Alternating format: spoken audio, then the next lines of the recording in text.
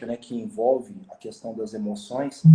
E quando nós falamos de emoção, às vezes as pessoas pensam até que é um assunto chato, né? Um assunto sem muito fundamento.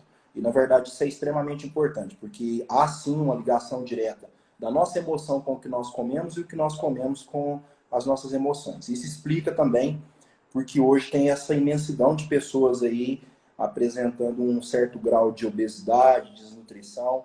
E eu sempre falo que desnutrição não é só quem está magrinho, não. Tá? Tem pessoas que às vezes estão até com peso dentro de uma normalidade, mas estão desnutridas. Como muita gente me conhece, né? Não sei se todos já me conhecem, eu sou nutricionista esportivo, estudei com a Bia também no curso de Educação Física. Só que quando nós falamos de nutrição esportiva, muita gente já pensa assim, ah, não, mexer com nutrição esportiva, não, eu não sou atleta. Só para vocês terem uma noção, o que menos eu atendo no consultório é atleta. Até porque o que motiva as pessoas a continuarem fazendo exercício físico, cuidar de si, não é a questão de ser ou não ser atleta. É você se amar, né? Você ser um desportista, cuidar do seu corpo. E o que nós fazemos na nutrição esportiva é usar algumas técnicas diferentes, algumas coisas mais arrojadas, e sair um pouco daquela nutrição tradicional, aquela coisinha muito mimimi, cheia de coisinhas que a pessoa nem dá conta de estar fazendo, faz aquilo lá uma semana e depois abandona. E nós vamos falar disso também aqui na live, porque a nutrição que funciona necessariamente não precisa ser algo difícil de fazer, extremamente oneroso, né? Tem pessoas que começam uma dieta e depois já abandonam porque não dá conta de manter aquilo. Ok? Vamos lá para a primeira pergunta? Vamos. Na primeira live, a gente falou, Elimar, com a psicóloga, com a Kelly Mota, que a pessoa, às vezes, quando está ansiosa, triste, enfim, ela busca um conforto, né? E quem nunca aqui buscou um conforto, um chocolate, ou tomou um chá para relaxar, ou tomou um café, né, para ficar mais animado. E aí eu queria saber, assim, qual que é o vínculo entre emoção e alimentação? Muito bom. Na verdade, quando nós falamos de emoção, a emoção ela pode causar dois efeitos.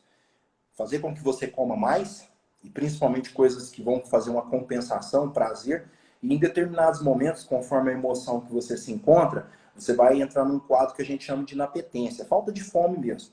Principalmente quando a pessoa está mais deprimida, quando ela está triste, quando ela perdeu algo ou alguém, né? Imagina uma pessoa que terminou um relacionamento, algumas vão comer demais, né, para compensar isso, outras não. E existe sim esse vínculo, porque como você bem falou, por exemplo, o chocolate, né, que é um dos alimentos que é o campeão, vamos dizer assim, um dos antidepressivos mais usados, vamos falar assim. Até porque o alimento tem esse papel da pessoa buscar ele como refúgio, como se fosse um antidepressivo. O chocolate ele possui uma carga muito grande de triptofano, que é um aminoácido que produz serotonina. E a serotonina é um neurotransmissor do bem. Mas nós podemos alcançar uma ingestão boa de triptofano através de outros alimentos, como, por exemplo, alguns laticínios, para quem pode, para quem não tem intolerância à lactose, o próprio ovo, os peixes, carnes e alguns grãos, nozes, por exemplo, castanhas, também tem triptofano. Uma vez que o triptofano entra no seu organismo, ele se transforma numa outra substância chamada 5-HTP, que é o 5-hidroxitriptofano. Então, tanto você pode adquirir isso da dieta como a suplementação. Muita gente já deve ter ouvido falar do 5-HTP. Então, você tendo níveis mais altos de triptofano, automaticamente você também consegue produzir mais serotonina. E na busca de você controlar suas emoções, é justamente isso que ocorre. Esses alimentos, tendo mais triptofano, você consegue melhorar os níveis de serotonina. Uma outra coisa que você citou aí é a questão do doce, né? Quando você pega um chocolate, ainda mais esses chocolates mais simples, aí, que não é uns 70%, ele tem as duas coisas. Ele tem a presença do cacau, né, que, como eu falei, é rico em triptofano, mas tem também o açúcar. O açúcar serve como fonte de refúgio. Isso é fato. Só que o problema do açúcar é que ele tem ação no nosso cérebro, liberando algumas substâncias opioides. É como se fosse droga mesmo. Então, isso explica por que o açúcar vicia. E aí a pessoa fica buscando aquele conforto, e o excesso de açúcar, não que nós não precisamos dele, também leva a um quadro de depressão. Então vira um ciclo vicioso. Quanto mais açúcar a pessoa come, mais açúcar o cérebro dele vai pedir. E o grande problema é que o nosso cérebro, naturalmente, ele tem uma tendência maior de gostar de açúcar, diferente do coração. Eu brinco muito que o coração é matuto. O coração, qualquer coisa que você der para ele, ele oxida, né? Até por causa do grau de importância dele, inclusive gordura. Mas o cérebro não, o cérebro é como se fosse um órgão mauricinho. Tanto é que muitas vezes que você chega na academia e fala assim, nossa, eu não dou conta de treinar, eu tenho que comer alguma coisa. Quem está te cobrando isso, na verdade, é o seu cérebro. Muitos pacientes chegam até o consultório e eu falo assim, olha, uma das estratégias que nós usamos, não que ela seja única e exclusiva, é você treinar em jejum.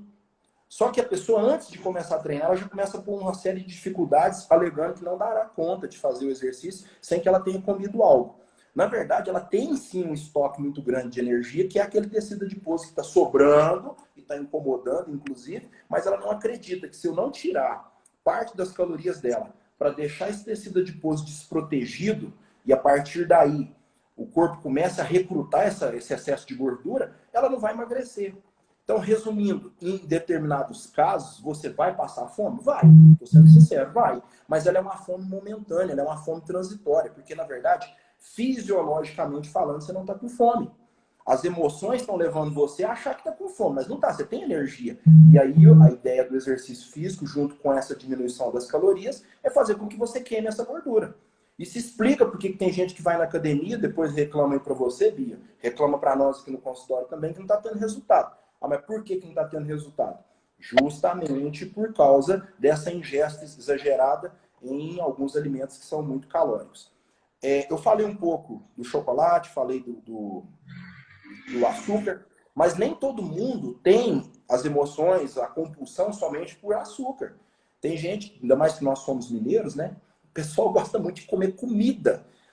O alimento de sal mesmo, pesado. É arroz mesmo, é macarrão, carne em excesso. Então, da mesma forma que o seu corpo consegue transformar o açúcar em gordura, obviamente numa velocidade mais rápida, por causa do pico de insulina, o excesso de alimentos em horários errados, para fazer aquela promoção de compensação, como, por exemplo, acontece agora à noite, a pessoa chega do trabalho cansado, ele vai procurar aquilo que dá um certo conforto, é como se fosse uma recompensa. E aí que é o grande problema.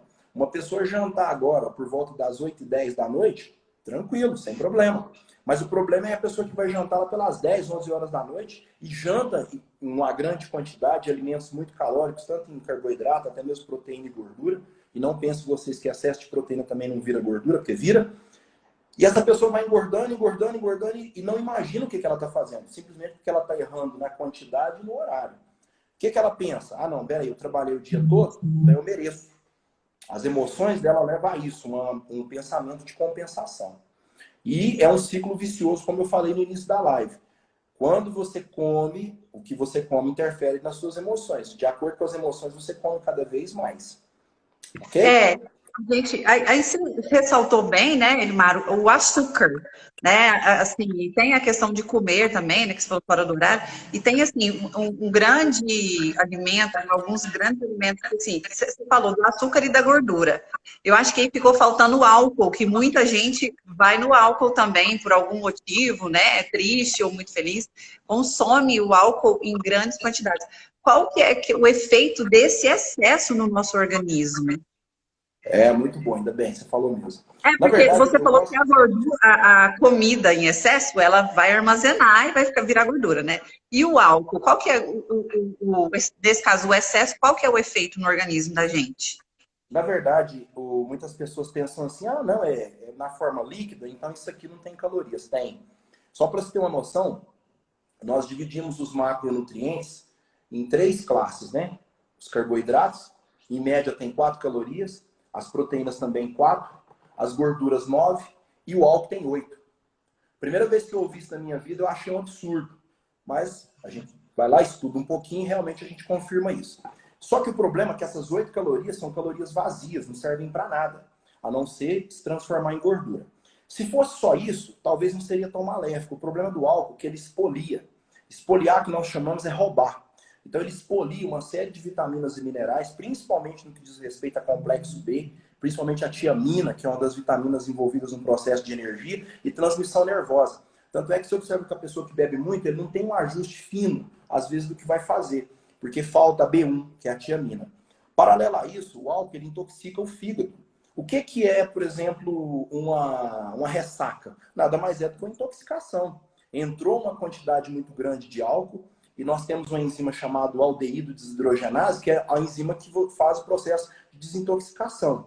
E se explica por que algumas pessoas conseguem beber mais e permanecer, às vezes, teoricamente, mais sóbrio do que uma pessoa que às vezes toma só um copo de cerveja e já está embriagado.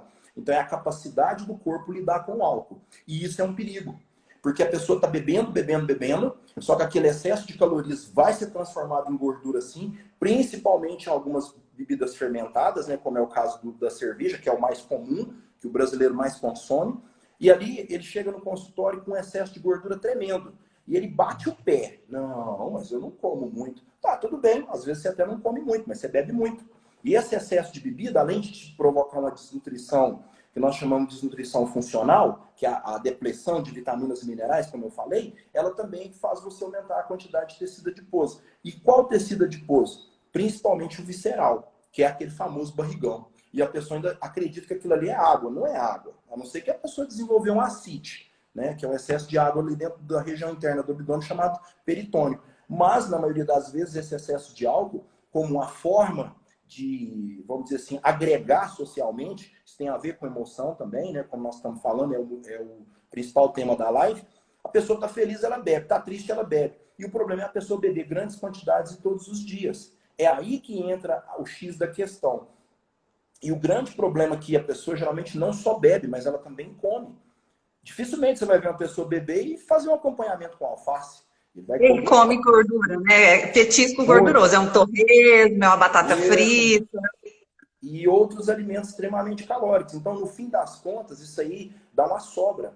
E essa sobra ela é acumulada em áreas que a pessoa geralmente fica muito incomodada, que é a região dos flancos, região central do abdômen e por aí vai. Então, esse que é o grande problema do álcool. Eu sempre falo para as pessoas uma sigla, Bia. São 3A. Então, é o excesso de amido, açúcar e álcool. Por isso que eu falei que não é só doce. Amido, de uma maneira geral, está em todos os tipos de carboidratos. Farináceos, por exemplo. Vão pensar, tá, tapioca é bem-vinda? É, mas é um tipo de amido depois de ser quebrado. Então também não pode exagerar. Macarrão, pão, arroz, então tudo isso aí é amido. Fora o açúcar que todo mundo conhece. Sacarose mesmo. Tá? E Qual quando eu que é? falo de Amido, açúcar, açúcar, amido, açúcar e álcool. é açúcar, É o- amido e álcool. Os 3 Ah, As. Se você fugir do excesso disso, você já vai melhorar muito seu perfil. Eu vou te explicar por quê. Tanto o açúcar como o amido têm a função de aumentar os níveis de insulina.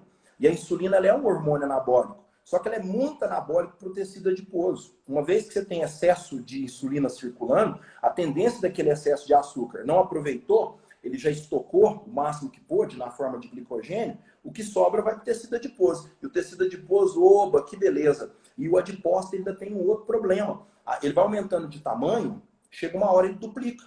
Então, até um certo ponto, a hora que ele está crescendo, a gente chama isso de hipertrofia. Começou a duplicar e multiplicar, aí já é hiperplasia. Isso explica porque tem pessoas que conseguem chegar nos seus 180 quilos, porque ele vai aumentando o tamanho das células gordurosas e elas também vão se multiplicando. Tá? entendi, entendi. Ok? É, Elimar, eu li uma matéria, essas semanas que eu estava pesquisando para a nossa live, que falava assim, que a proibição dos alimentos estabelece a obsessão alimentar. Você concorda com essa afirmação? Na verdade, é o seguinte: muitas pessoas não conseguem lidar com uma coisa chamada proibição. Tá? Então, numa nutrição inteligente, que é o que nós fazemos, pelo menos eu faço assim, é uma nutrição de ir provocando limpezas. Eu chamo isso de entrada e saída. O que é isso, Elimar, entrada e saída? Eu já estou aí nessa área, tem nada aí, estou com 42, mais ou menos 28, quase 30 anos, que a gente treina, cuida de dieta. Então, não adianta eu querer que uma pessoa que nunca fez dieta, que não sabe como é que funciona isso, eu mude todos os hábitos dele de uma vez só. Então, quando a gente fala que quando você consulta com um profissional, a gente tem que levar em consideração o nível de experiência que ele tem também. Então, imagina uma pessoa que não sabe nem o que significa você comer no horário certo. Então, é difícil você começar a encher de regras. Esse é um dos motivos, às vezes, de não dar certo. Tá? Eu falo porque eu já fui militar, então os primeiros meses de qualquer recruta, ele assusta muito, porque é tudo muito diferente ali. Então, você vai moldando, no final do ano tudo para ele é normal. Então, para que a pessoa entre no processo de entender a necessidade de cortar algumas coisas na vida dele, a gente não pode inicialmente proibir aquilo de forma veemente ali, ó, com chibata e chicote na mão. Não, não pode. Então, aos poucos, a gente vai convencendo. Por isso que no trabalho nutricional vale muito mais um acompanhamento, orientação, mostrar para o paciente com calma que determinadas coisas vai chegar uma hora que ele vai ter que realmente tirar da vida dele, como eu falei do caso do álcool, para algumas pessoas pode inclusive levar à morte, mas algumas coisas a gente pode negociar e não proibir. Eu sempre falo, Bia, é o seguinte, todo mundo gosta de trabalhar, beleza, mas todo mundo gosta de férias. Para você tirar férias, você não tem que trabalhar um ano para você fazer jus a 30 dias. Então é o mesmo raciocínio. Ah, tá. Você gosta de comer chocolate? Você gosta de comer um churrasco no final de semana? Então faz dieta direito durante a semana. E no final de semana, algumas coisas, se você se permitir, desde que você não chute o balde, isso aí não vai condenar a sua dieta. Agora, se você é uma pessoa que se permite demais, não leva as coisas a sério, vai chegar no final de semana, na teoria e na prática, você não vai ter o direito de fazer isso. Por quê? Vamos falar nosso linguajar aqui mesmo. Nós somos mineiros, então a nossa culinária ela é uma culinária extremamente arraigada de uma série de alimentos que nos dão prazer, coisa desde a nossa infância lá, das nossas avós, dos nossos pais. Então, como é que o nutricionista chega da noite para o dia e fala para você que você não vai poder nem olhar para aquilo ali mais? Então, a ideia é ir tirando aos poucos, te convencendo. Então, chega uma hora que a pessoa atinge um nível de maturidade nutricional que ele vai olhar para certos alimentos e aquilo ali para ele não vai fazer falta mais. Então, a coisa Nessa matéria, deixa eu só acrescentar, eu até li que o pesquisador falava assim, o nutricionista falava para a pessoa, você não pode comer batata frita, por exemplo. E a pessoa já ficava com a imagem da batata frita em mente. E aí essa imagem falava assim, eu não posso, mas ela não parava de pensar na batata frita. Então acaba assim, que ela fica querendo tanto que o momento que ela vai comer a batata frita, ela acaba comendo demais, sabe? E aí gera essa compulsão. É nesse sentido que ele quis dizer, mas é o que você está falando. Você não pode ir lá e bater o martelo, falar, você não vai mais comer batata frita até você perder tantos quilos. Não funciona assim, né? Uma coisa que eu sempre falo para as pessoas, Bia, é assim, ó. Toda vez que você tem uma conquista, aquilo ali é motivador. Então, mesmo que eu não consiga, num primeiro momento, retirar tudo aquilo que nós julgamos como incorreto, o que importa, num primeiro momento, é a pessoa ter resultado. Então, ela começou a ter resultado no que diz respeito a emagrecimento e não perca de peso. Eu sempre falo isso para os meus pacientes, de vez em quando tem uns aqui que ainda teima. Não, mas meu peso não está baixando. Não, isso aí para mim não é importante. O importante é a gente baixar percentual de gordura. O peso é consequência. E aí ele está vendo que está funcionando o processo. Quando ele percebe alguns resultados, isso vai motivar ele a não voltar a fazer coisa errada. Imagina você tem um sonho, você vai lá e compra um carro bonitão e tal, você vai largar o carro na rua? Você vai levar o carro para ir pescar, para sujar o carro tudo, estragar a suspensão? Então é a mesma coisa. Se você começa a ter resultados, aquilo ali te motiva, porque você começa a ter, vamos dizer assim, resultados palpáveis. E isso é importante. Só que quando um profissional chega muito de sola em algumas pessoas, não funciona. O radicalismo não funciona porque tem alimentos que têm contato com o seu paladar, né? Com a sua língua, e isso é codificado com o seu cérebro, e existe uma ligação muito grande do nosso intestino. O intestino ele produz muita serotonina, que foi o que eu falei agora há pouco dos neurotransmissores. Então, se você arranca determinadas coisas de uma forma brusca, acontece o que você falou. Aí depois a pessoa vai querer, na primeira oportunidade, tirar o atraso. Ok? Elimar, e a gente, assim, sempre escuta todo mundo falar, né? Assim, ó, você precisa ter uma dieta equilibrada. Você precisa, porque assim, na vida toda a gente precisa ter equilíbrio para a gente não pecar por excesso. E o que é, assim, para você como nutricionista, muito tempo experiente, o que é essa dieta equilibrada? Muito bom. É uma colocação simples, né? O que é uma dieta equilibrada? Às vezes eu chego a fazer essa pergunta para alguns profissionais da área de saúde, que às vezes até consulta conosco, né? E muitas vezes ninguém tem uma definição precisa do que é. A própria palavra já está respondendo, é o equilíbrio. Tá? Uma dieta balanceada, equilibrada, balanço e equilíbrio são coisas que seguem a mesma direção. Quando nós falamos de equilíbrio, não é você comer determinada coisa o tempo todo, porque aquilo ali é nutritivo. Então, por exemplo, castanha é nutritiva. Então, beleza, eu vou comer só castanha. Não, não pode. Eu sempre explico, Bia, que a nutrição ela tem 4 leis. Tá? A lei da quantidade, a lei da qualidade, da adequação e da harmonia. Então, quando nós conseguimos contemplar esses 4 pontos aqui, tá? Essas 4 leis da nutrição, aí sim você consegue ter uma dieta equilibrada. O que seria a quantidade? Quantidade é o volume que você precisa para uma determinada finalidade. Por exemplo, no meu caso, que sempre trabalho buscando hipertrofia, obviamente o nível calórico das minhas dietas ele vai ser maior. Agora, se uma pessoa é emagrecimento, a gente vai baixar essas calorias e selecionar alguns alimentos diferentes para essa pessoa. A lei da qualidade não é você fazer compra no supermercado mais caro da cidade ou comprar a melhor marca. Qualidade diz respeito ao que o alimento pode te oferecer. Então, por exemplo, vamos pensar no café da manhã. A pessoa levanta, vai lá, come um pãozinho de sal com margarina e uma xícara de café. Essa qualidade é alta? Não, é muito baixa. Agora vamos lá, a pessoa levanta, vai lá, faz 2 ovos mexidos com queijo, ingere 2, 3 castanhas do Pará e no final ele ingere uma fruta vermelha. Opa, mudou tudo. E de quebra ainda come um pouco de aveia ali por cima do omelete. Então, o padrão da dieta é outro. Ah, Ilmar, mas aqui tem muito mais calorias, não tem problema.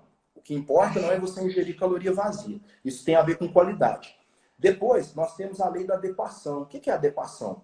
Adequação é você direcionar a dieta para cada momento, que é o que a gente vê em grandes falhas na área de nutrição. Pessoas que nem profissionais da área de saúde são e prescrevem dietas, que desconhecem essas leis aqui que eu estou falando e que ele não consegue adequar. Ou seja, a dieta que dá para o João, dá para a Maria, dá para o fulano, dá para o ciclano, se é emagrecimento, se não é, é a mesma coisa. É só Ctrl+C, Ctrl+V. Isso não pode existir, porque no processo de avaliação física, que é uma das coisas que eu faço aqui, demora muito tempo, eu descubro coisas que mostram para mim a real necessidade daquela pessoa. E para fechar com chave de ouro, eu sempre procuro fazer, quando a pessoa pode, por convênio ou particular, os famosos exames laboratoriais. E às vezes sou até criticado por isso, porque eu peço mesmo. A legislação me permite, eu peço muitos exames. Porque, imagina só, você paga um convênio a vida inteira, beleza. Aí você não pode usar para fazer um check-up em você? Ah, mas eu estou respirando e andando, estou bem. Às vezes você acha que está bem, mas você pode estar com uma série de déficits, tanto da parte hormonal, da parte nutricional, algum órgão seu que já está apitando, levantando o dedo, te mostrando que não está legal, e dá para a gente descobrir isso antes que você apresente alguma doença. Infelizmente, existe um pensamento muito arcaico e errado da pessoa achar que só precisa de fazer exame quando está morrendo, quando tem algum sintoma. E não é assim que funciona. Então, quando nós fazemos essas análises, eu descubro alguns déficits e ali a gente corrige isso aí, tanto com a parte de dieta, com fitoterapia, com suplementos, se necessário for. E por último, a harmonia, que é o que consolida essa questão da dieta equilibrada. Harmonizar uma dieta é justamente isso, não deixar nada de fora. É o famoso prato colorido. E eu falo hoje que nós temos um problema gravíssimo, Bia, que são aquelas pessoas que ao longo da vida fugiram da experiência de provar alguns alimentos. Quando ele chega na fase adulta, determinadas coisas para ele é estranha. Você falar para a pessoa comer um brócolis, ele te bate. Se você falar para ele comer um ovo mexido, ele não quer, porque ele foi afastando dessas coisas. Então ele foge da harmonia. O que é o almoço dele todo dia? Arroz, feijão, um pedacinho de bife e mais nada. E um copo de coca do lado. Então nessa dieta não tem harmonia, não tem nada ali que contempla. Então o que caracteriza uma dieta equilibrada é o que eu expliquei. Se bater essas 4 leis. Tá ok? Não é você fazer uma coisa só constantemente. Tá? Como se diz, o famoso peito de frango e batata doce para todo mundo. Isso não pode. Tá?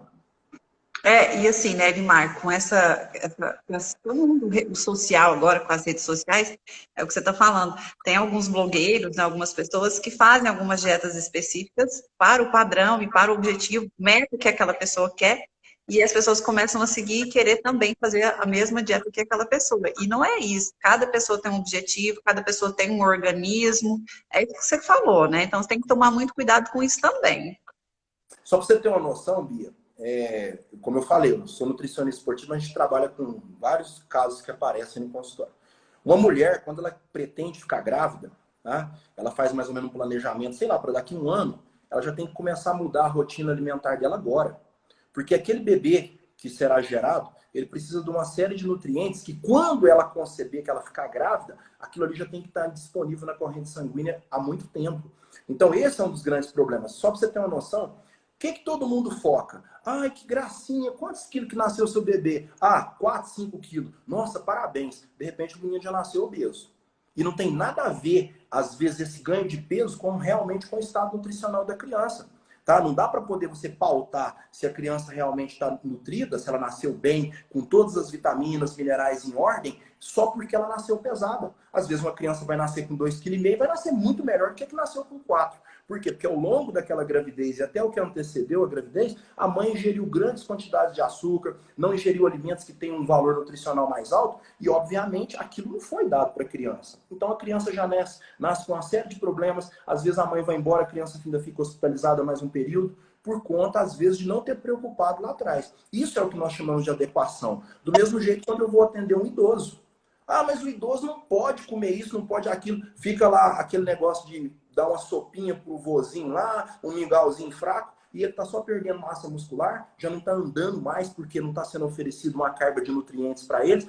E muitas vezes, quando essa pessoa chega até a nós, você faz essa parte laboratorial que eu falei, você encontra uma série de déficits, e digo mais, o estado nutricional também leva à depressão. Muitos idosos são depressivos, que tem a ver com o que nós estamos falando, essa questão das emoções, porque ele tem uma série de déficits. Só para você ter noção, existe um aminoácido chamado tirosina, que vem principalmente do ovo, da própria carne e outros alimentos proteicos, que é precursor de hormônios da tireoide. E se explica por que muita mulher tem hipotireoidismo. Não é porque a tireoide dela não presta, não é isso. É porque ela tem deficiência desse aminoácido, deficiência de iodo. E, paralelo a isso, o tiozinho lá, o idoso, que era feliz, que cantava, que andava, não anda mais porque ele tem déficit de aminoácidos que produzem neurotransmissores. A dopamina é um dos neurotransmissores da recompensa, do bem-estar. E, inclusive, uma das coisas que libera tanto as endorfinas, né, como a dopamina, é o exercício físico. E essas pessoas não fazem. Por quê? Porque não pode. Às vezes ele não tem condição nem de andar, está desnutrido. E não é uma desnutrição, como eu falei, proteica, calórica, é uma desnutrição funcional. Tá? Elimar, antes de abrir para as perguntas e os comentários, é uma pergunta minha aqui, particular. Eu também ouvi uma vez uma reportagem, eu acho que era um nutricionista, não sei qual a especialidade, e ele falava assim que um alimento que fosse para eliminar da face da terra seria o refrigerante e a farinha branca. E para você, se você falar assim, porque ele não tem nenhum valor nutritivo e ele só traz malefícios para a saúde, né? Ele falou sobre refrigerante e a farinha branca. E para você, assim, quais alimentos, na sua opinião, que não deviam existir e qual que as pessoas deveriam consumir mais? Por exemplo, você citou o ovo, que já foi muito polêmico, uns falam que não pode comer, outros depois come e tal. Mas eu acho que o ovo é um alimento muito importante. Então, assim, para você, como especialista, um alimento assim, que você fala assim, ó, realmente não precisava existir esse alimento. E um que você fala assim, esse seria necessário as pessoas consumir mais. Consumir mais. Quais seriam? Muito bom. Na verdade, ele acertou sim, tá? Hoje um dos grandes problemas é o excesso de farinha branca e refrigerante, porque não tem valor nutricional nenhum. Uma das coisas que eu sempre falo, que você até citou, que é um vício, e hoje ela vem praticamente pronta, esse é um dos que eu consideraria a famosa batata frita. Por quê? Quando você pega a Nossa, batata eu amo inglesa, batata frita de mar, eu amo. você vai ter Meu que Deus, não divorciar fala para eu dela. não comer mais batata. É por isso mesmo, é porque esse negócio aí vicia. Olha só, a indústria de alimentos, de uma maneira geral, ela não é boba, tá? Ela cria uma série de mecanismos para fazer você, teoricamente, viciar em alguns alimentos. Então, quando você pegava aquela batata frita antiga que os nossos pais fritavam lá, cortava ela em fatiazinha, era uma coisa. Mas hoje essa batata frita que vem pré-pronta aí, que a pessoa só pega e joga lá na airfryer, nossa, mas eu não tô pondo gordura, mas ela tem gordura, porque ela já foi pré-pronta. Então, o problema da batata em si, essa batata inglesa, é o índice e a carga glicêmica dela. Eu sempre explico que índice glicêmico é uma coisa, carga glicêmica é a outra. A batata inglesa ela chega a ser comparada quase com açúcar. E ali entra o outro processo, que é o da fritura. Não, mas eu estou fritando aqui em um óleo muito bom. Não, o problema é o processo de aquecimento, que você produz uma série de substâncias que são, sim, a longo prazo cancerígenas. E junto com a batata vem uma série de outras coisas. Então, falou que a fritura, de uma maneira geral, é bom as pessoas evitarem. Porque o problema da fritura é mudar o que nós chamamos de perfil lipídico. Todo santo dia eu escuto aquela velha história que o colesterol é do mal, que o colesterol mata. Na verdade, o que muda perfil de colesterol, que joga seus níveis de HDL lá para baixo e aumenta os níveis de LDL e triglicérides, são justamente alguns tipos de frituras. Ou alimentos que não são fritos, mas que têm uma carga muito grande de gordura, principalmente gordura trans. A gordura trans ela sofre uma mudança na estrutura dela para que o alimento dure mais tempo. Tá? Então, de todos seria esse. Aí você me perguntou qual que eu julgaria interessante as pessoas usarem. Eu sou de uma época, Bia, que a gente não tinha muito acesso a carnes, tá? Carne você comia um pedacinho só e era de vez em quando, não era todos os dias que tinha carne em casa.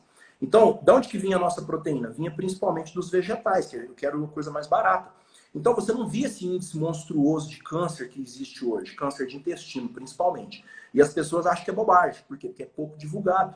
Ah, o que mata é só câncer de próstata e câncer de mama, né? A mulher no de mama, o homem no próstata, obviamente, e o homem, tadinho, ainda pega carona porque também dá câncer de mama, em Não, menor quantidade. eu perdi um tio com câncer de intestino. Não entendi? Eu perdi um tio meu com câncer no intestino. Justamente por E esse é o que você excesso. falou, não é tão divulgado, realmente. Não, É realmente. divulga-se muito pouco. E aí, o que que é o problema? É a falta de fibras. Por que que eu estou citando esse exemplo meu? Então, até pela condição financeira daquela época, você não tinha acesso a esse tanto de produto industrializado, muito menos a esse excesso de carnes. Tem pessoa que chega a deixar um prato lá, não come porque eu digo que não tem carne. Na verdade, se você ficar um dia sem comer carne, não tem problema nenhum. Mas a ingestão de vegetais, Bia, cada vez mais tem se tornado pequena, tanto de legumes, verduras, folhagens e frutas. Aí muita gente agora vai falar, pronto, esse nutricionista é louco, falar para comer fruta. Infelizmente tem um monte de gente leiga por aí que não estuda nada e fica falando bobagem, falando que fruta é veneno. Fruta não é veneno. Depende de que fruta, depende de que horário, depende da quantidade, depende se você vai fazer ela virar suco. Isso não tem nada a ver. Um abacate, por exemplo, por mais calórico que seja, ele é extremamente benéfico. Né? O óleo de abacate é rico em beta-citosterol, que é uma substância que aumenta a testosterona, melhora o perfil lipídico. Então, tem coisas que a gente vê nas redes sociais, Bia, que é pura bobagem. A pessoa não estuda um A e sai propagando determinadas coisas. E o pior ainda, são outros profissionais da área de saúde que pegam aquilo ali e saem disseminando. Então, você comer frutas, dependendo da fruta, desde que ela não tenha um índice glicêmico alto, ela corrige uma série de fatores nutricionais, principalmente no que diz respeito a vitaminas, minerais, fibras, para limpar o seu intestino e por aí vai. Ok? Então, o que eu te falei, evitar Aham. fritura, comer mais vegetais. Assim, só para finalizar. O que é gordura trans? Muito bom. A maioria das gorduras que nós comemos, ela fica na forma cis. Então, ela tem uma, vamos dizer assim, uma capacidade de ficar na forma líquida em temperatura ambiente, como é o caso do azeite, né? O que que a indústria fez? Ela pegou um determinado tipo de óleo, geralmente óleos mais baratos, e através de um equipamento que consegue jogar mais uma molécula de oxigênio lá na estrutura da gordura, e aí ela passa a ser uma gordura que muda a conformidade. Então ali você tem um íon de hidrogênio de um lado, ele passa para o outro. E aí você passa a ter uma gordura mais estável. Que é um exemplo? O sorvete. A maioria dos sorvetes são gorduras trans. E a indústria de alimentos, ela conseguiu, através da justiça, uma coisa muito interessante. Você olha lá na embalagem e fala assim, livre de gordura trans por porção. Aí você olha na porção, você vai comer 2 biscoitos. Me fala quem é que abre um pacote de bolacha de biscoito e come só 2. Então esse que é o problema. Parece que tudo é feito para enganar as pessoas. Então, por isso que nós falamos, gente, para de ficar comendo produto alimentício. Vai arrumar o lanche da criança para mandar para a escola, manda um pacote de biscoito e um suquinho desse suco do mal aí, que não tem nada de fruta naquilo. Então, essa criança vai ingerindo gordura trans, e essa gordura trans ela não é reconhecida pelo nosso corpo. Toda a periferia das nossas células, principalmente as células nervosas, elas são feitas de gordura. Então, conforme a qualidade da gordura que você oferece para o seu corpo, é a qualidade da célula que você vai ter. Uma pessoa que não usa um óleo de abacate, que não tem nada de ômega 3 de ingestão no dia a dia, o ovo, por exemplo, é um bom exemplo de alimento rico em ômega 3, não precisa ser o salmão, que realmente é um alimento caro para nós aqui brasileiros. Paralelo a isso, a própria banha de porco, óleo de coco, mas evitem os óleos vegetais de uma maneira geral, e principalmente gordura trans. Quando você pega uma batatinha frita, que é uma delícia, a gordura trans ela não encharca igual a outra. Por isso que é o problema. Então, quando você oferece essa gordura para suas células, você cria também uma célula de pior qualidade, vamos falar assim. Por isso também que tem aumentado muito o índice de câncer de uma maneira geral. E paralelo a isso, as pessoas ingerem poucos antioxidantes. Todas as nossas células, elas precisam de ter uma proteção, um controle constante do que nós chamamos de oxidação. Nós somos igual um pedaço de metal, um portão sem pintar. Se você não tem uma pintura, que seria a forma de você proteger esse portão contra a oxidação, você vai oxidar. E você oxidando, você gera um ambiente propício para o câncer. Aí é por isso que tem que usar vitamina D3, tem que usar ômega 3, tem que usar vitamina C, vitaminas do complexo B, principalmente a piridoxina, e paralelar isso a vitamina E, que é um dos melhores antioxidantes que existe. Ok? Elimar, e eu já falei finalizar, mas aí você vai falando, eu quero perguntar, mas é a última mesmo. E com relação à água, qual que é a importância de beber muita ou não beber água? Porque, assim, hoje em dia as pessoas falam assim, eu esqueço de beber água. Tem um aplicativo no celular para lembrar as pessoas de beber água. Não sei se você já viu isso. E as pessoas falam assim, eu não lembro de beber água. E qual que é a importância de tomar água durante o dia? Enfim, de tomar água mesmo. Ô, Bia, você sabe o que é bom para a pessoa lembrar de tomar água? Na pedra nos rins. Pedra nos rins. Aí ele lembra. Ou, às vezes, ele ter um problema renal por infecção urinária. Principalmente vocês, mulheres, porque a anatomia do corpo de vocês favorece uma maior probabilidade de infecção, né? Então, às vezes a pessoa tem realmente um aplicativo, ela trabalha do lado de um bebedouro ou está em casa o dia inteiro e não toma água. Esse é um dos grandes problemas de gente que tem enxaqueca, tem baixo rendimento, porque o cérebro ele é praticamente água e gordura, e paralelo a isso até dores articulares, porque nas nossas articulações nós temos líquido sinovial, que é formado por água, precisa de água. E fora isso, a pressão arterial, ela também depende dessa presença de água.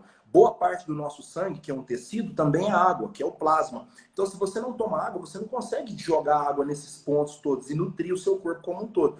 E tem um cálculo que a gente sempre fala, Bia, que é você multiplicar o seu peso por 40 ml. Eu já jogo logo para 50 ml, que fica mais fácil. Então, uma pessoa com 60 quilos, 3 litros d'água. Parece que é muito, mas não é. Se a pessoa consumir a cada vez 300, 400 ml, ou até menos um pouco, mas que ele tome água o tempo todo, ele vai perceber que o odor e a cor da urina vai mudar, porque ele está jogando lixo fora. A urina, só para vocês terem uma noção, ela não tem aquela coloração branquinha. A urina ela é amarela, ela é fétida. Mas o que faz você eliminar esses lixos é a presença de água. Agora, peraí, o que acontece se a pessoa não toma água de uma maneira geral? Ele também muda o pH do corpo dele, porque para fazer esse controle básico ou controle ácido, você precisa de água. E paralelo a isso, você cria um ambiente mais propício para cristais. Quando eu solicito exames laboratoriais, eu peço para todo mundo, dependendo se é homem ou mulher, um exame que a gente chama de EAS, que é urina de rotina. E a coisa mais comum que eu vejo é a densidade extremamente alta da urina. E como é que eu confirmo isso com o paciente? Conversando aqui com ele. Não, realmente eu não tomo água. Então, meu amigo, se você não toma água, ou minha amiga, faça o hábito. Enche uma garrafa de 2 litros e vai tomando uma segunda garrafa e vai esvaziando aquela, como se fosse uma meta. Então você está tomando daqui, olhando aqui. Ó. Jogou, tomou 200 ml, joga 200 ml fora. Até você criar o hábito. Porque quando você vê, você está conseguindo bater a meta. E o grande problema da falta de água não é só a questão da litíase, que são as pedras nos rins, de uma maneira geral. Existem pessoas que apresentam um quadro, às vezes de até chegar a perder um rim, quando a coisa agrava muito, e muitas dessas pessoas sequer passaram perto de algum tipo de suplemento, e depois me vem pessoas falar que suplemento faz mal. Eu, particularmente, eu nunca vi quem tem realmente uma vida ativa de dieta e uso de suplementos ter problema nos rins. Eu vejo pessoas comuns que realmente negligenciam essa questão da água e que depois apresentam um problema, e ele mesmo tem a consciência que é a falta de ingestão de água. Ok? Ah, fechou. Então, assim, só resumindo a nossa live, né, que a gente está falando da influência da alimentação nas suas emoções e no seu corpo, e o Elimar falou muito disso, né, a gente falou porque, assim, igual você deu o exemplo lá da dieta equilibrada, que você precisa ter uma dieta equilibrada dentro do seu objetivo, para evitar esse tanto de problema que você falou, que seria a obesidade, né, que é o acúmulo de gordura, quando a pessoa consome em excesso algumas coisas, tem a questão do câncer, e agora a gente falou da água, de alguns problemas que a pessoa também pode ter por falta de água. Então, é muito importante as pessoas conscientizar de comer bem e olhar o que ela está comendo de verdade, né? Não é só naquele momento de raiva, ou de tristeza, ou de ansiedade, comer o que está na frente, a primeira coisa. Não, ela tem que ter mais calma, mais consciência e buscar comer coisas certas. Eu vou abrir agora aqui, Elimar, pode falar, eu vou abrir aqui para os comentários e quem tiver alguma pergunta, manda aí, tá, gente? Ó, vou ativar os comentários. Elimar. Muito bom. Vamos olhar aqui se vai entrar alguma pergunta. Pode mandar, gente. Perguntas para o Elimar, aproveita aí, que eu já tirei todas as minhas dúvidas agora. E aí, Elimar, Bia, falar, antes de chegar as perguntas, então, enquanto alguém quiser fazer alguma pergunta, eu vou falar uma coisa inversa, que muitas pessoas às vezes nem têm essa noção. Pensa assim, nutricionista trabalha só com quem quer emagrecer? Não. Na verdade, chega todos os dias para mim pessoas que querem encontrar, elas querem ganhar massa muscular. E é uma coisa também extremamente complexa, que não é tão simples quanto se pensa. E quando nós estamos falando de emoção, também tem essa influência de pessoas que não conseguem comer, ele não consegue bater uma meta diária de alimentação, assim como quando você está treinando alguma aluna sua, que você fala assim, ó, hoje nós vamos fazer um treinamento aqui para a parte anterior da coxa. Então nós vamos começar aqui pelo leg press, mesa extensora, agachamento, passada, enfim. Você tem uma meta, ó, nós vamos fazer aqui tantas séries, tantas repetições. A dieta é a mesma coisa. Olha, você vai acordar de manhã, vai começar ingerindo isso, depois vai ter um lanche, depois vai ter um almoço, tal hora tem uma suplementação e tal. Então, são metas a serem atingidas. E, infelizmente, nem todas as pessoas conseguem bater essas metas por questões emocionais. E ele acha que vai engordar, em vez de ganhar massa muscular. Eu falo isso direto aqui no consultório. Eu falo, meu amigo, confia em mim. Faz o que eu estou te pedindo, que daqui a um mês nós vamos te avaliar, você vai ver que isso não vai acontecer. Então, essa parte sentimental de achar que vai engordar porque está ingerindo um pouco mais de calorias, também nem sempre é real, tá? Elimar, vamos às perguntas aqui. Primeiro, a Ângela perguntou qual convênio você atende. Você atende só particular ou convênio também? Essa pergunta é uma das perguntas que geralmente eu mais respondo. E quando me perguntam aqui pelo Instagram, até gosto de responder por áudio, para a pessoa não achar que eu sou estrelinha. Não sou, sou uma pessoa extremamente humilde. A gente só trabalha com um nível mais de técnica daquilo que funciona. Então, eu não atendo, não é porque eu sou mal, não. Não é isso. É porque, infelizmente, os convênios fazem um repasse, né, um valor de repasse para os profissionais, que para mim é até uma falta de respeito. A última vez que eu fiquei sabendo era em torno de R$ 25. Então, isso não dá nem para você manter um consultório que seja confortável para o paciente, você não consegue investir em equipamentos, você não consegue nem mesmo participar de um congresso para estudar, você não consegue nem comprar livro para você se aprimorar para ajudar as pessoas. E eu sempre falo, é difícil você encontrar realmente um nutricionista que é nutrição esportiva de verdade, com o padrão de atendimento, os equipamentos, o acompanhamento, enfim, pelo convênio. Não estou desmerecendo, me entendam bem. É justamente por causa disso. Eu tenho vários amigos que começaram a atender por convênio e passaram um pouco, abandonaram. Porque não vale a pena. Ele tem que fazer volume. E quando você faz volume, você não consegue ter o paciente na sua frente. Eu sempre gosto de usar o exemplo, Bia, de churrascaria. Ah, mas o rodízio ali é R$ 10. Vai lá para você ver que tipo de carne que você vai comer. Ah, não, o outro ali é 50, mas você vai ver lá que é diferenciado. Então tem certas coisas que acho que vale a pena a pessoa investir. Porque o resultado é outro, né? Okay? Não, e é uma opção sua, né, Elimar, também, né? Claro. Deixa eu te fazer aqui uma pergunta que apareceu aqui da Bianca. Ela perguntou o que você acha da dieta low carb. E a Ângela, outra Ângela, perguntou o que você acha do jejum intermitente. Tá. Então são duas coisas que caminham geralmente na mesma direção. Tá? Muitas pessoas utilizam o jejum intermitente até como uma prática de vida mesmo, sem muito estar preocupado com emagrecimento, porque tem seus benefícios sim, principalmente em cima da parte psicológica. E já a dieta low carb também hoje já é um estilo de vida. Mas essas duas técnicas, elas são utilizadas para o emagrecimento, porque quando você fala de low significa pouco. Pouco o quê? Carboidrato. Quando você faz isso, você tira daquela pessoa um momento em que ele fica com os níveis de glicemia alto e automaticamente a insulina também junto. Muitas pessoas engordam, pensam assim, nossa, mas eu não como muito. Tá, às vezes não como grandes volumes, mas a insulina dele fica alta o tempo todo. E a insulina, como eu falei, ela é anabólica, mas ela é anabólica muito mais para o tecido adiposo do que para o muscular. E, paralelo a isso, ela é extremamente adipogênica, ou seja, aumenta os adipócitos mesmo. Então, quando a gente entra numa dieta low carb, uma das maiores vantagens, principalmente, é essa. E o excesso de açúcar também é inflamatório. Quando uma pessoa chega para mim que ele apresenta um certo grau de obesidade, a primeira coisa que eu faço é diminuir os níveis de processo inflamatório. E para fazer isso, eu tenho que tirar parte do açúcar que ele come. Parte do carboidrato, sim. Ele, mas eu vou morrer. Não vai. Você tem condição de produzir glicose de outras formas, que a gente chama de neoglicogênese, e a quantidade de glicose que nós precisamos não é aquela coisa arcaica de 60%, 70% da nossa dieta, não. Isso está errado. Tá? Pirâmide de alimentação, ela já foi reformulada, e mesmo com as reformulações, tem algumas coisas ali que eu não concordo. Ninguém tem que ficar comendo carboidrato demais, não. Tá? Esse que vos fala, eu faço isso. E olha que eu peso hoje em torno de 102 quilos. Então a gente não precisa comer esse tanto de carboidrato que as pessoas comem. E eu trabalho com low carb, sim, comigo mesmo. E o jejum intermitente ele é bem-vindo porque muitas pessoas geralmente começam o jejum nas primeiras horas da noite. que é justamente o grande erro da sociedade moderna, comer demais à noite. E aí essa pessoa geralmente leva esse jejum até a parte da manhã, que é um jejum pequeno, ou às vezes leva esse jejum até a hora do almoço, ou às vezes até as 18 horas. Cada um consegue, de acordo com o período, e melhorando o tempo que ele fica.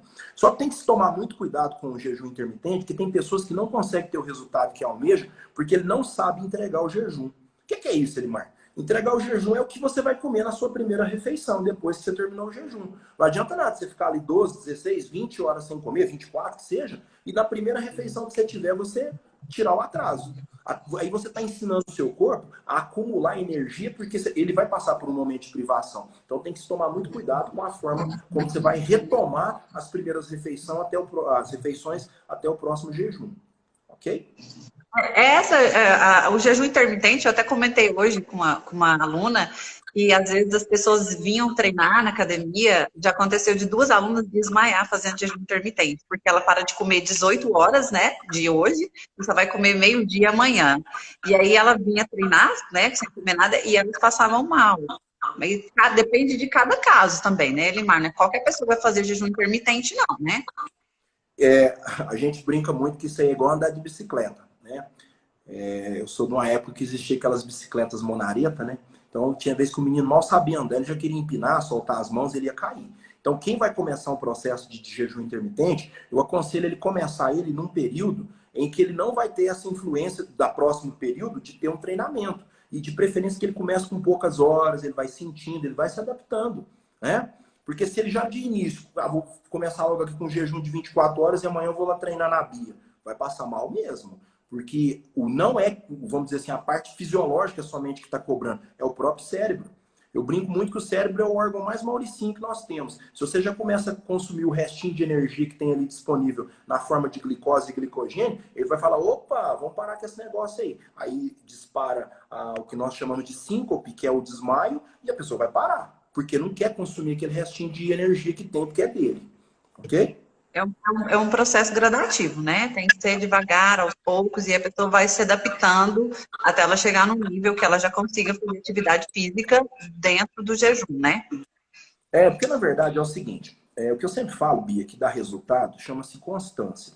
Eu vejo muitos modismos, tá? Ah, falaram que plantar bananeira é bom para emagrecer. Pronto, você vai andar aí na Praça do Boa Vilar, tá cheio de gente plantando bananeira. Isso é bobagem. O que dá resultado chama-se constância. Se a pessoa aderiu o low carb, se ele aderiu o jejum intermitente, se ele aderiu qualquer outra dieta, desde que seja uma dieta que realmente tenha fundamento, sem inventação de moda, ele vai ter resultado. Paralelo a isso, uma das coisas que eu sempre falo, até porque eu sou nutricionista esportivo, meu amigo, você precisa treinar. O treino, ele é uma das formas de você preservar sua massa muscular, independente se você busca hipertrofia ou emagrecimento. Então, é quase que utópico a pessoa achar que só a dieta vai levar ele a ter um determinado resultado. Vai ajudar? Vai. Mas ele precisa do treinamento, porque o treinamento é que promove a formação de novas miofibrilas, o treinamento é que provoca o dispêndio calórico. O treinamento é que vai possibilitar você de comer uma ou outra coisinha ali que a gente sabe que não é tão ortodoxamente falando correta, né? Politicamente ali, porque você tem dispêndio calórico. Um dos grandes problemas hoje da sociedade, Bia, chama-se sedentarismo. Não é a pessoa ir lá e fazer 15 minutos de esteira e achar que, opa, já posso passar na primeira pizzaria e comer uma pizza sozinho. Porque isso é muito pouco. Quando nós pegamos as fotos de parentes nossos antigos, você não via gente obesa. Por quê? A pessoa levantava 4, 5 horas da manhã e trabalhava até as 18. E o que eles comiam era o que produzia por ali. Então não tinha essa facilidade de alimentos como tem hoje. E eu vejo também muito isso no consultório. As pessoas têm muita mania de pôr a culpa nas questões hormonais. E nem sempre. Eu vejo pessoas aqui, Bia, que têm um padrão hormonal, principalmente no que diz respeito à tireoide, hormônios sexuais, testosterona, progesterona, estradiol, perfeitos. A pessoa não tem nada. Às vezes tem um perfil até muito acima da média e está engordando. E ele fica procurando desculpas.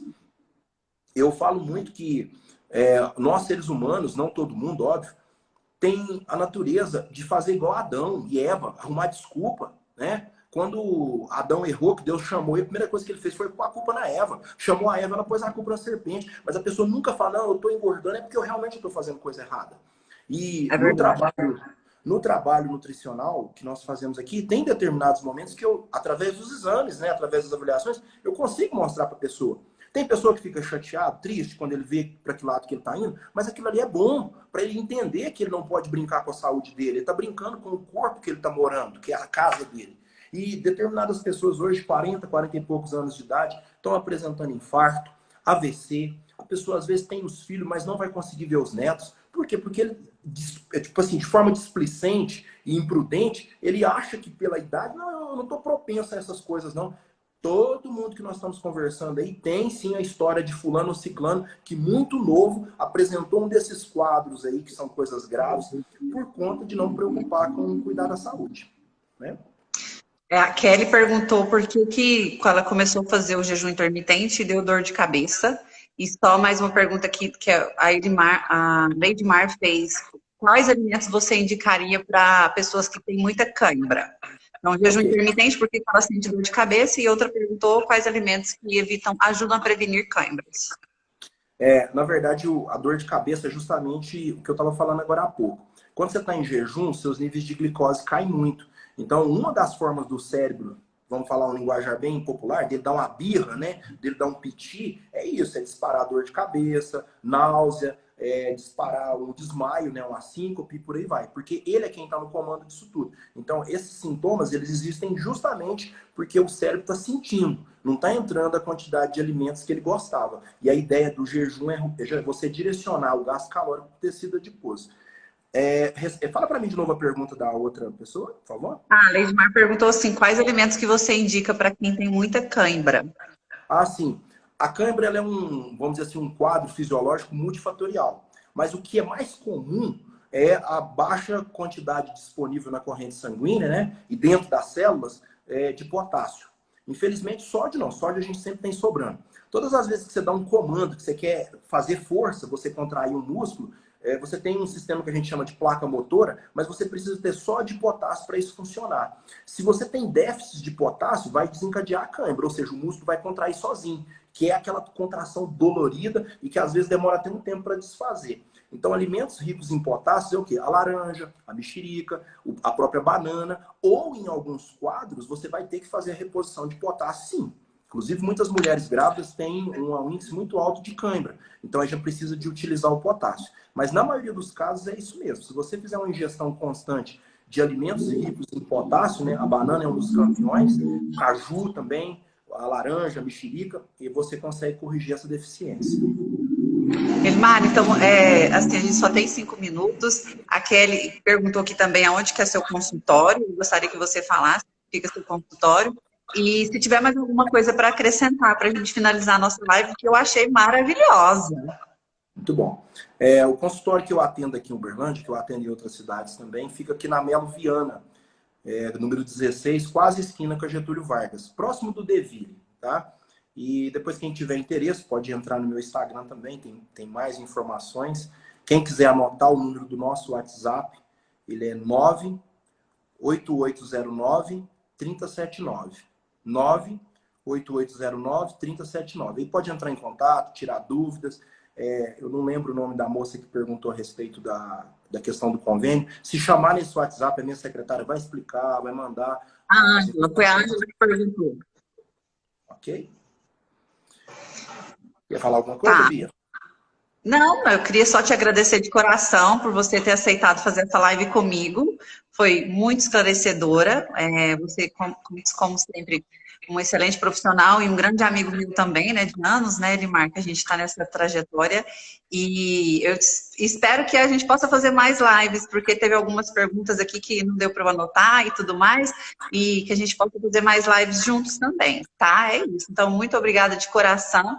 Tem o Instagram do Elimar no post que eu coloquei ontem no feed, e aí você vai lá para seguir ele também. E é isso, então. Muito obrigada, viu, Elimar? Pessoal, muito obrigado a todos pela paciência, né, de nos ouvir.